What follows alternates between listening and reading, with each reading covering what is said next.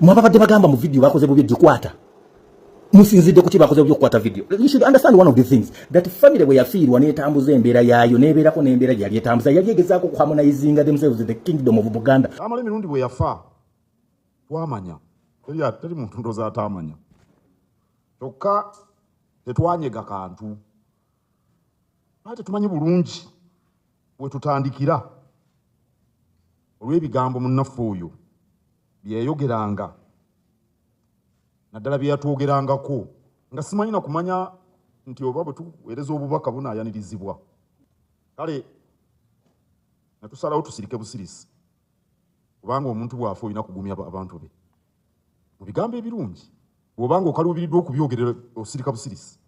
Ate kino nakyo kimanye teri muntu yali alumbye Buganda n'awangula ekyo kiri kulako. You cannot find the Buganda kingdom. You cannot find the king of Buganda n'osigala ng'owangula. Netondere mayiga nze nze netondere mayiga tekisoboka tekiribaayo katatange takiŋŋambangako. My dad never told me to mbunyende netonde mbukati bandabe mbunga nyende walu abogo mbwera nyenze kwetonda. It will not happen. Ebyo sibirimu omayize ni musajja ali straight. Ebyo sibirimu sana kubi never. Nze mayiga talinda bako abati gomyanga muzeyi wange kati olomba government ati mwebale thank you for hating my dad because yali ayogera nnyo amazima. You either become dump no reconciling ne Buganda kingdom no sobola okubeera nga oli ku mirembe naddala nga abamu ku family members ba service providers b'ekifo ekyo babakozi ba company eyo mulina okumanya mbu mirundi zi family mulimu ba members abakolera Buganda and who have been working with the Buganda government. Some of you don't understand this. Omugenzi asobola okuba yaliwo nga vola nga wafujjo nga akola ebyo bina kyovola abatime yatuuka ne bagamba oyo tumuleke singa ate mulina okumanya ne mu mbeera zaatuula family zaatuulanga bagezangako ogambangako omugenzi kendeeza omuliro ogwo ku Buganda weewale okwogera ku Buganda ebikyamu otunyiza otuswaza because omugenzi si yali asingamu okubeera with the biggest hierarchy rank y'omu family. No, omugenzi yali vocal because yali media space nesi yali asingamu okutegeera. Omugenzi bw'afa mwala abasajja abalina dignity zaabwe abalina offices z'amaanyi abaliwo abamusinga n'emyaka. When you look at Mr. Salih's profession and his life and his being, his work, bolaba bana ba elder baba musajja yomugenzi bali mu bifo by'amaanyi ennyo abesobola okubeera nga bakitibwa bali very humble and they are very successful. The daughters, you'll see them, they are married, they're in their houses by name emirimu gyabwe babadde quiet because of this workers that are kubajjayo and they're so disappointed. Kati mugamba ku lwaki twagendedde ku video bakoze recording video bwabadde bainsultinga family babadde bagiinsultinga kuki on to media houses. Omuntu abadde agiinsultinga nga agiinsultinga ku media houses akola ebintu bye n'abavumira ku zaluzaze n'abafulanga ye yakulira ekika. Generation ya today excitement ya social media erabike bafudde okulowooza muli bamaanyi nnyo mu okuvuula ne bakulubamu. This is the problem.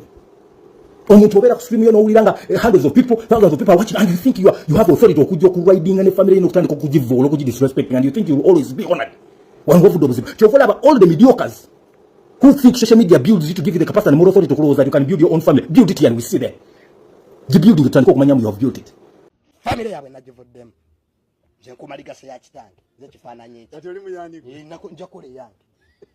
njakole yange n'abenchima nabavuddemu kati neddira mbogo nedda kanyende mu bembogo obujozi bobagwemu wekika omukulu wekika tatubulira gasiya netonde kitangadde ogenze mu mbogo kitange yali tamwagala era taŋŋambangako mirundi takiŋŋambangako bwe nyendange emmengo munkuba ne munzita mbandiddemu kitange oluku berungi byabaziza bukanje naye bandabe nga tutengana byange mutusanyiwe mutusonyiwe twakolaki.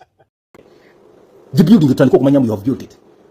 Social media ine time yayo mali badde muyigira ku bantu betuze tuziika wano ku social media nga bafudde nga babadde neyo abantu abayitirivu bwe twatuuka nga katuka baweka example isimamu nyinyi twagenda okumuzika twatuka ekiseera abasiraamu ne batula abatabuliki ne batugamba mudde emabbali mubadde mikwano gye ku social media yes mudde emabbali katutuuze ebintu tutambuze nga family. Do you know what it means my dear? Simanyi mutegeera ekintu kye bayita family. Family yatuuka nga nekubeera nga bawo obuyambi bawanga family. State House yali obuyambi bawanga family because balowooza family mulina okubeera omuntu tebagala kumanya oba temukwatagana otamukola ki obuyambi bwonna obujja mu family ng'ofiiridwa bakuwanga family and people should understand this. Family is power. Mutanze okweyokesa mu video twali badde tukolako comment musimanyi lwaki bagiri nti you people listen. Ebintu ebimu tetwali bitegedde Katonda. There is always the 40th day of things. Omuntu ajja n'ayogera ku social media kuno n'ayogera nga ye mwennyini asinga okubeera n'authority asinga obuyinza n'ayogera ebintu bye tutafunako background check tenna kye tusobola kubijja information kati taba information bwevula. I told you that media can make you, can break you. This is the time which comes for this. Media can make you and break you at the same time. Era njagala kwebaza oyo omusajja yakuteeka video yawe omukyala. Thank you.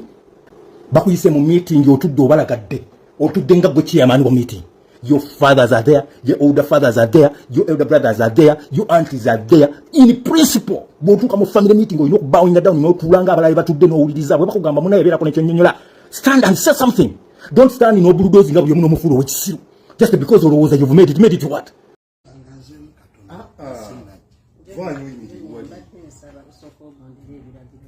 Owulira tosobola kuyimirira nga tukola ekiddako okole ekiddako kubanga tala atoleda asazeewo